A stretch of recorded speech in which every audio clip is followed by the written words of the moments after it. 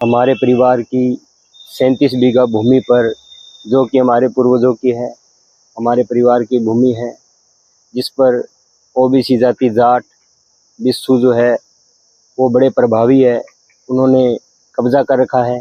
पटवारी ने जो रिपोर्ट है वो भी हमारे पक्ष में दी है। वर्तमान जो जमाबंदी है वो भी हमारे पक्ष में है।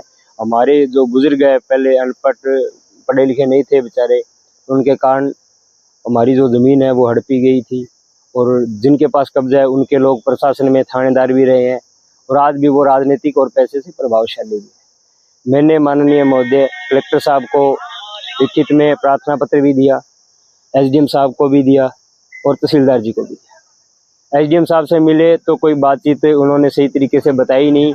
फर्जी डॉक्यूमेंट बना रखे हैं, 1963 का बेचनामा बना रखा है, जिसमें हमारी दादी जो जिसके नाम भूमि थी राही का विधवा बताया गया, जबकि उसका पति 5 साल बाद मरा है 1968 में। तो मैंने माननीय एसडीएम साहब को लिखित में प्रार्थना पत्र दिया कि माननीय महोदय इसकी जांच करवाई जाए, फर्जी कागजात के खिलाफ कानूनी कार्रवाई की जाए।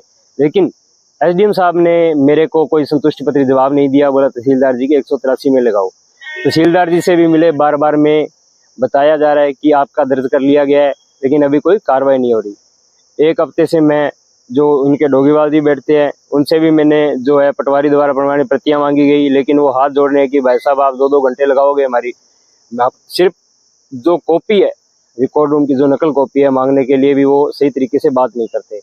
और मैं कोर्ट के रोज चक्कर काटता हूँ, कलेक्टर साहब से भी मिल लिया, और मैं बीपीएल परिवार से हूँ, पिताजी है नहीं, मेरे परिवार में लड़ने वाला कोई नहीं है। मैं एक +2 पास किया हुआ, मैं पढ़ा लिखा हूँ, और मैं अभी कलेक्टर साहब से मिलकर मैं ये चाहता हूँ कि हम कोर्ट में जो है वकीलों को कहीं पे भी पैसे देने की हमारी इच्छा नहीं है ही नहीं, हमारे पास पैसे कहाँ दे देंगे। बीपीएल परिवार से है, वकील 50,000 रुपये 1.5 लाख रुपये मांगते हैं, मामला बड़ा है, मामला ये है, लेकिन हमारे पास पैसे नहीं है। तो मैं माननीय कलेक्टर साहब को शुक्रवार को विज्ञापन दूंगा, एक प्रार्थना पत्र दूंगा, जिसमें मैं इच्छा मृत्यु की बात बोलूँगा कि महोदय मैं एक बीपीएल परिवार से हूँ और मेरे परिवार में कोई लड़ने वाला नहीं है, तो या तो जो ये कागज़ है मैं इकट्ठे करके यहाँ दिला दूँ भी, मेरा कोई हमारी सुनवाई नहीं हो रही, बार बार कागज़ों को क्या होता है दबाया जा रहा है, जबकि कागज़ों पे कोई कार्रवाई नहीं हो रही। और जो लेटर बनना चाहिए प्रशासन की ओर से, अधिकारियों की ओर से, वो लेटर नहीं बनाया जा रहा, और वो जांच भी नहीं की जा रही। जो तथ्य प्रार्थना पत्र में दिए गए हैं उनकी कोई जांच नहीं की जा रही, समय पर जो है आरटीआई के अंदर जवाब नहीं दिया जा रहा, तो सभी जो लोग हैं हमारी सुनवाई नहीं की जा रही।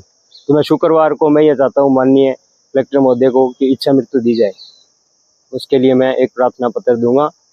मैं विनोद भोग्या, मक्का से।